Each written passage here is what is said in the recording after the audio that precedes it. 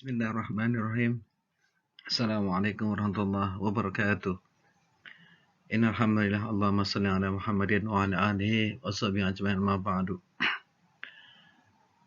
Ihfa fillah rahimakumullah. Alhamdulillah pada kesempatan kali ini pertama saya ingin memperkenalkan diri. Nama saya Sodikin, mahasiswa semester 4 jurusan Manajemen Pendidikan Islam di Sekolah Tinggi Agama Islam Al-Qudwah. Dalam hal ini kami ingin menyampaikan tugas yang disampaikan, yaitu berupa paper yang dipresentasikan dalam bentuk video dengan judul mata kuliah adalah Sejarah Peradaban Islam, yang dibimbing oleh dosen pengampu yaitu Ustaz Nana Sutrisna MPDI. Baik, ihwafillah rahmatullah, segera saya mulai presentasi kali ini yang mengambil judul adalah Suksesi Kepemimpinan dan Politik Islamisasi Sunan Gunung Jati.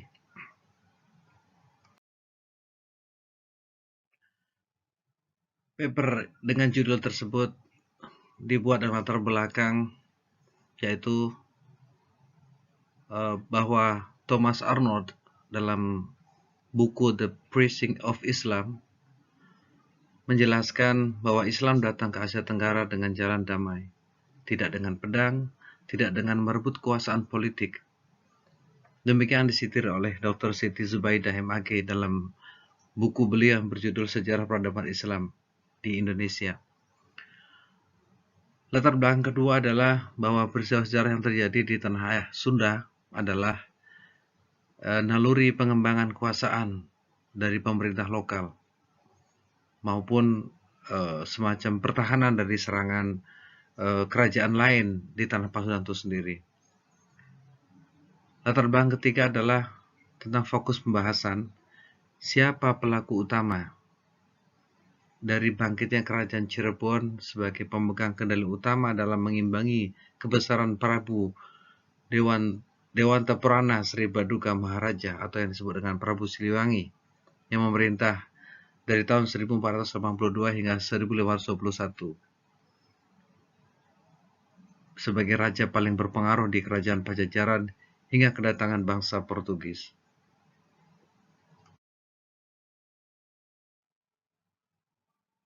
Dengan latar belakang tadi, ada 4 permasalahan yang kita angkat pada paper ini, yaitu pertama, di mana letak geografis kerajaan Cirebon pada saat pemerintahan Sunan Gunung Jati. Yang kedua adalah siapakah tokoh kunci dari perkembangan Islam setelah runtuhnya kekuasaan Prabu Siliwangi.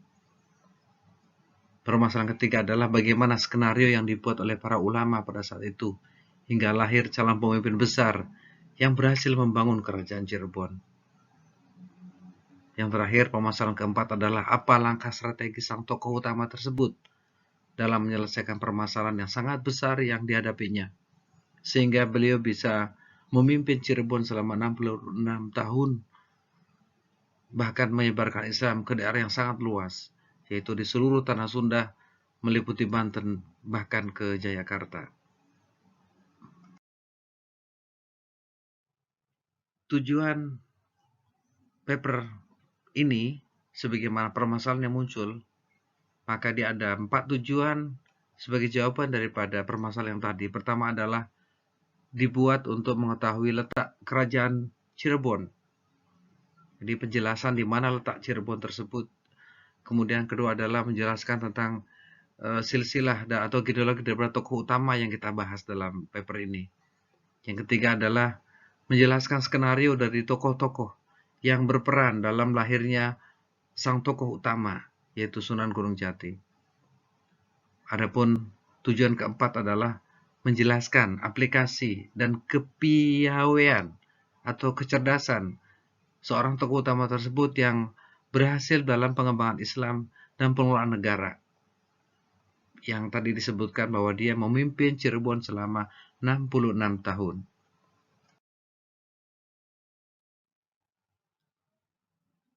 Lingkup pembahasan yang menjadi ruang daripada kajian ini adalah sejarah suksesi kepemimpinan dan politik Islamisasi Sunan Gunung Jati. Adapun sumber atau bahan yang kita jadikan sebagai referensi adalah beberapa buku sejarah yang membahas tentang bagaimana perjalanan Kerajaan Cirebon hingga sukses dan bagaimana implikasinya terhadap daerah sekitarnya. Juga ditambah beberapa referensi pendukung yang lain. Baik, kita masuk ke pembahasan pertama, yaitu di manakah letak geografis daripada Cirebon.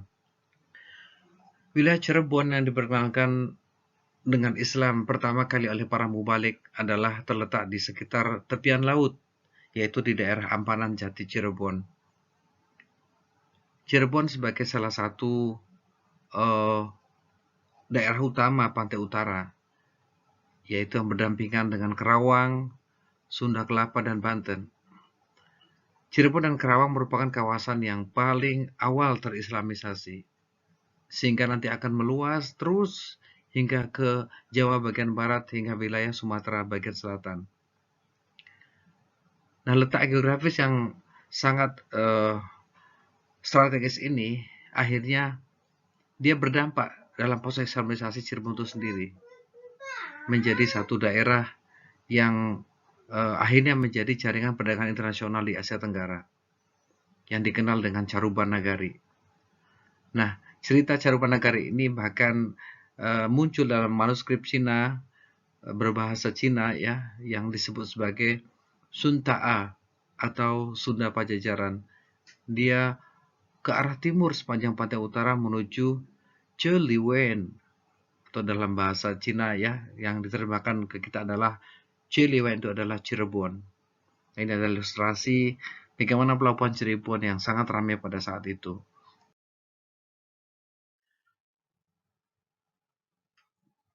Kita menginjak ke pembahasan yang kedua, yaitu tentang silsilah keturunan daripada tokoh utama atau Sunan Gunung Jati.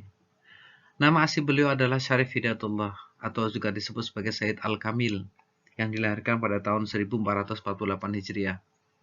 Beliau adalah putra dari Syarif Abdullah Umdatuddin bin Ali Nurul Alam yang menikah dengan Nyimas Rara Santang, putri daripada Jaya Dewata yang bergelar Sri Baduga Maharaja atau Prabu Siliwangi. Nyimas Rara Santang setelah menikah dengan Syarif Abdullah namanya menjadi Syarifah Mudaim. Dan siapakah Syarif Hidayatullah ini? Dalam arti siapakah ayahnya? Ayahnya adalah salah satu penguasa Mesir pada era itu saat itu.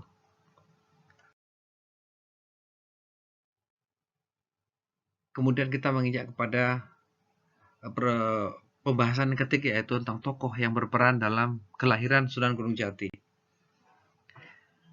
Dari perspektif Sunda tentunya, dari perspektif Jawa Barat, bagaimana kisah ini atau sejarah ini dibangun, diekspor oleh yaitu oleh Didin Rosyidin dan kawan-kawan.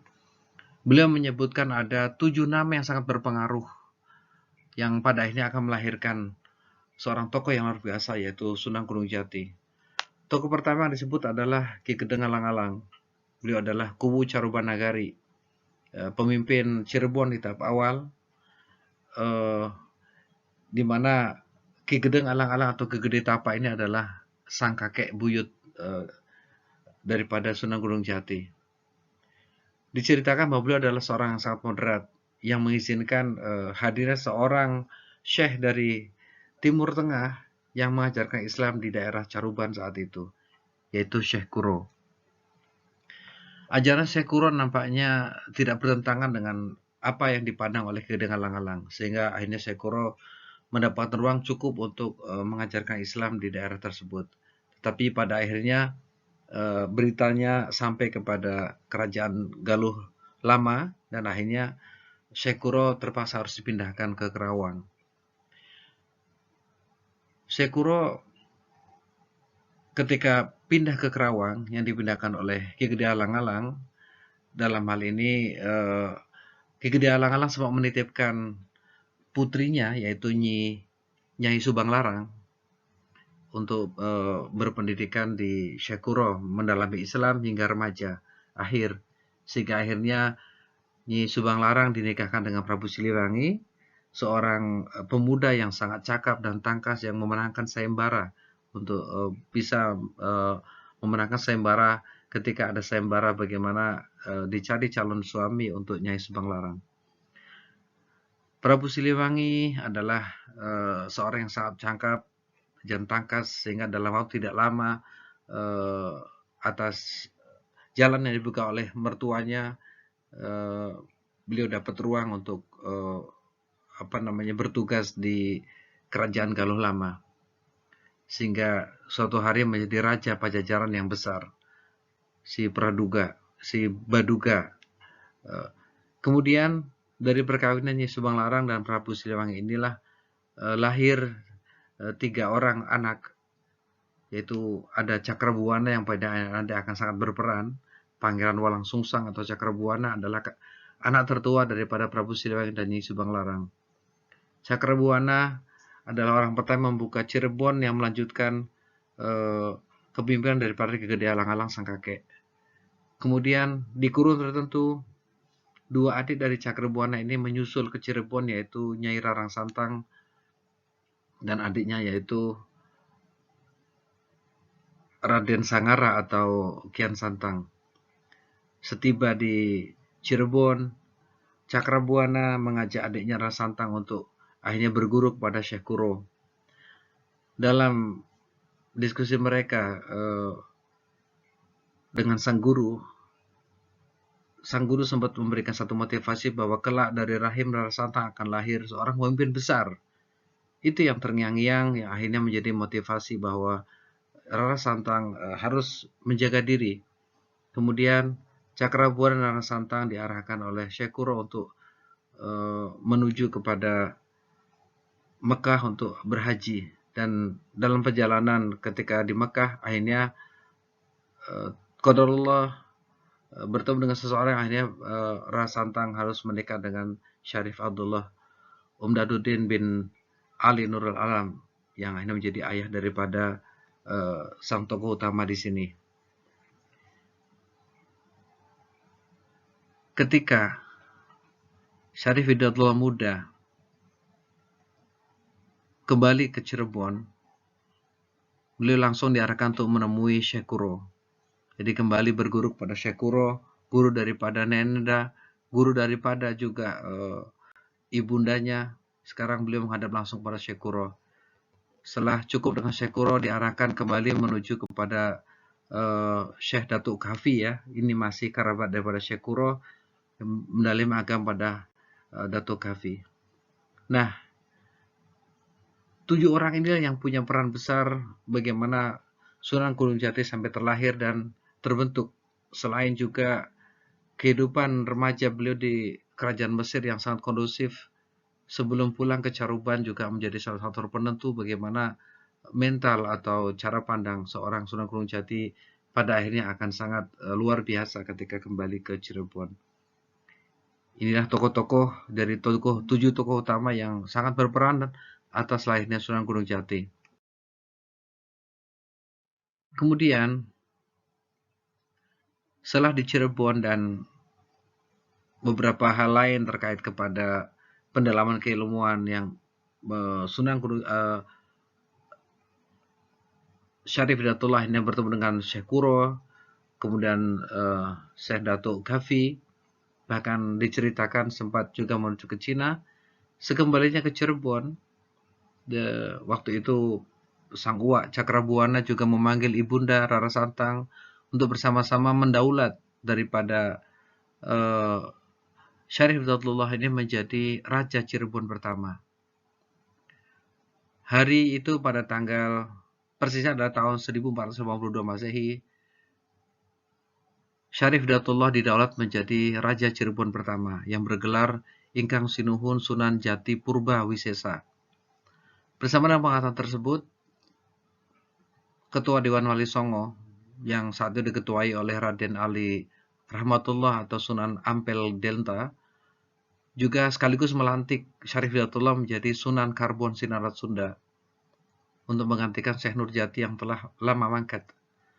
Dan gelar tambahan atas kewalian daripada Sunan Gunung Jati ini adalah Ingkang Sinuhun Sunan Jati Purba Wisesa Panetep Panetagama Auliyahullah Kutubil Zama Khalifatu Rasulillah Sallallahu Alaihi Wasallam. Peristiwa ini diabadikan dalam beberapa literatur Sunda dan tertulis adalah tahun 1404 Saka atau bertepatan dengan 1482 Masehi. Setelah akhirnya Sunan Gunung Jati resmi menjadi seorang raja dan menjadi salah satu wali pada Wali Songo, kebijakan pertama yang diambil sebagai seorang raja adalah beliau langsung memutuskan untuk tidak memberikan upeti kepada Galuh Pajajaran, kepada Pakuan Pajajaran. Jadi beliau menghentikan bulu bekti atau semacam setoran upeti kepada kerajaan Pajajaran. Sejak saat itu, Cirebon menjadi wilayah yang berdaulat penuh. Dan tentu kebijakan ini mempunyai pengaruh yang sangat besar, bahkan sangat berpengaruh kepada sang kakek, yaitu Prabu Siliwangi di Pakuan Pajajaran, sehingga kemudian memicu reaksi dari penguasa tertinggi Sri Baduga tersebut. Nah, yang menarik, salah satu yang dibahas adalah bahwa upeti utama yang harus disetorkan ke Pajajaran adalah khas Cirebon, ya, yaitu terasi Cirebon. Kemudian kebijakan lain yang juga akhirnya menjadi hal yang sangat strategis dibutuhkan oleh Raja Cirebon atau Sunan Gunung Jati adalah secara meyakinkan beliau segera melakukan langkah-langkah strategis dalam pengembangan Islam atau proses Islamisasi di wilayah Cirebon. Banyak sekali perubahan kebijakan yang terkait agama, sosial, politik, militer, dan budaya yang saat itu diremajakan, dibikin up to date dan sebagainya. Pada saat yang sama, selama masa pemerintahan Sunan Gunung Jati, pada akhir abad ke-15 masuk abad ke-16, terjadi proses transformasi luar biasa di bidang sosial, politik, dan budaya di kota-kota pelabuhan di Pulau Jawa.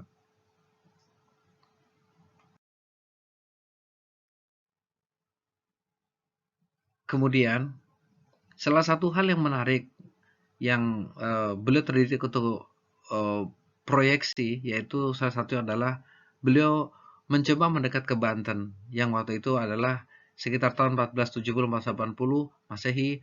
Beliau menikahi adik dari Bupati Banten, yaitu Nyai Kawunganten. Dari pernikahan tersebut lahir Ratu Wulung Ayu dan Maulana Hasanuddin. Maulana Hasanuddin adalah kelak akan menjadi Raja Banten pertama. Banten dalam kepemimpinan Hasanuddin dan juga dalam kepemimpinan Sunan Gunung Jati sempat bahkan 3 kali tercatat mencoba menyerang kepada Pakuan Pajajaran, sehingga secara signifikan mengganggu ketenangan kerajaan yang paling mapan di tanah Pasundan tersebut. Nah, yang sangat spektakuler atau luar biasa daripada gebrakan dibuat oleh Sunan Gunung Jati adalah bagaimana strateginya dalam merebut kembali pelabuhan Sunda Kelapa dari tangan Portugis. Di mana strategi yang sangat luar biasa adalah waktu itu beliau menggabungkan 4 kekuatan Islam, yaitu Kerajaan Demak, Cirebon, dan Banten. Bahkan beliau mengakses Samudra Pasai karena pemimpin daripada gerakan untuk mengambil alih Sunda Kelapa ini dipimpin bahkan oleh Valetehan, ya, yang berasal dari Samudra Pasai. Ya, dengan komando dari Raja Cirebon ini akhirnya alhamdulillah bisa merebut kembali pelabuhan Sunda Kelapa dan memenangkan kota Jayakarta. Itulah beberapa hal yang sangat strategis yang diputuskan oleh Raja Cirebon. Dan kita sampai kepada kesimpulan akhir bahwa untuk mempersiapkan lahirnya pemimpin besar dibutuhkan perencanaan yang sangat besar dan perjuangan dan juga kerjasama dari semua pelaku sejarah yang ada.